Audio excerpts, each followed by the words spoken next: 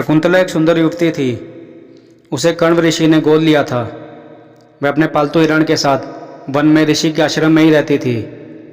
एक दिन हस्तिनापुर नरेश दुष्यंत वन में शिकार के लिए आए। उनकी निगाह सुंदर हिरण पर पड़ी। हिरण को देखते ही राजा ने उस पर तीर छोड़ दिया। हिरण पीड़ा से तड़पने लगा। तभी शकुंतला वहाँ आ पहुंची और हिरण को संभालने लगी। शकुंतला को वन के पशु पक्षियों से बहुत प्रेम था।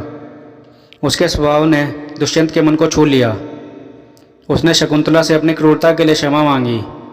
शकुंतला ने उसे क्षमा कर दिया, लेकिन उनसे कहा कि वह कुछ दिन वन में रहकर घायल हिरण की देखभाल करे। शकुंतला और दुष्यंत एक दूसरे से प्यार करने लगे थे। दुष्यंत ने शकुंतला से विवाह कर लिया और उसे अपना नाम लिखी एक अंगूठी भेंट की। कुछ दिनों के बाद राजा अपने राज्य लौट गया, लेकिन शकुंतला को उसने वचन दिया कि वह जल्द ही लौट आएगा और अपने साथ शकुंतला को भी ले जाएगा।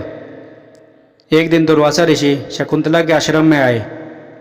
उन्होंने द्वार से ही बार बार पानी मांगा, लेकिन अपने पति के बारे में सोचने में मग्न शकुंतला ने उन पर ध्यान नहीं दिया। दुर्वासा ने बहुत अपमान महसूस किया। वह बहुत क्रोधित हुए। उन्होंने तुरंत शकुंतला को श्राप दे दिया कि वह जिसके बारे में सोच रही है वह उसे भूल जाएगा। जब शकुंतला ने यह श्राप सुना तो वह भयभीत हो गई। वह दुर्वासा से माफ़ी मांगने लगी। ऋषि ने कहा कि वे अपने श्राप को वापस नहीं ले सकते, लेकिन उसमें कुछ बदलाव जरूर कर सकते हैं।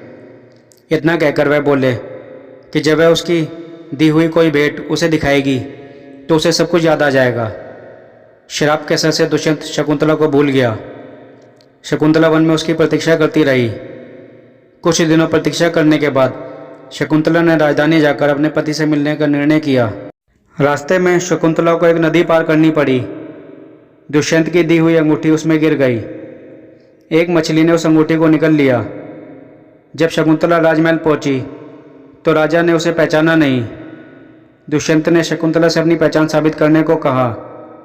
शकुंतला तो उसकी दी हुई अंगूठी खो चुकी थी।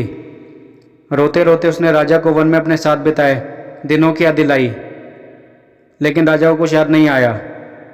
निराश होकर शकुंतला राजमहल से निकल आई। ग्लानि के कारण वह अपने पिता के आश्रम में भी नहीं लौटी। वह वन में ही किसी अन्य स्थान पर रहने लगी। वहीं पर उसने एक बच्चे को जन्म दिया। बच्चे का नाम उसने भरत रखा। भरत बहुत वीर बालक था। वह वन में पशु पक्षियों के साथ खेल कूद कर बड़ा होने लगा। एक दिन एक मछुआरा एक अंगूठी लेकर राजमहल लाया। उसने राजा को बताया कि उसे वह अंगूठी एक मछली के पेट से मिली है। अंगूठी पर राजा का नाम लिखा है। इसे देखकर वह उसे राजा के पास ले आया।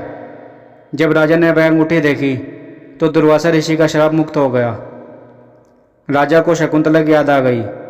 वह तुरंत शकुंतला को लेने वन की ओर चल दिया, लेकिन वह उसे वन में नहीं मिली। निराश होकर वह राजमहल लौट आया। कुछ और वर्ष बीत गए। राजा एक बार फिर उसी वन में शिकार करने गया। इस बार उसे वन में एक सुंदर बालक मिला जो शेर के बच्चे के साथ खेल रहा था।